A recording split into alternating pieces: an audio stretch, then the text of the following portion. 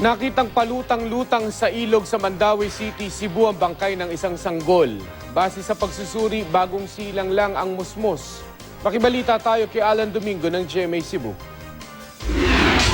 Wala nang buhay ang kawaawang sanggol na ito na makitang palutang-lutang sa isang ilog malapit sa Barangay Upao, Mandawi City. Ayon sa nakakitang si Randy Florentino, inakala pa niyang isa itong manika pero nang tingnan ng mabuti, nakumpirma niyang sanggol ito.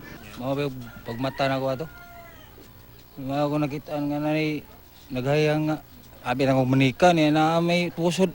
Ang isa namang residente may narinig daw na iyak ng sanggol bago nakita ang labi ng bata.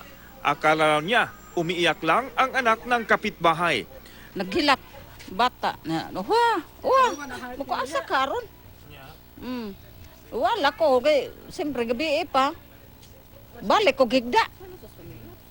Balik ko gigda wala man ko pagka buntag na mo danto nga silang kagubot na diha.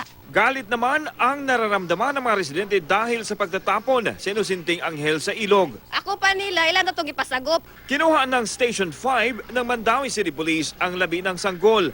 Base sa pagsusuri, babae ang musmos na bagong silang pa lang. Patuloy ang imbestigasyon para matukoy kung sino ang nagtapon sa sanggol sa ilog. Tanaw na ko ni sir, murag ipanganak na ni sir.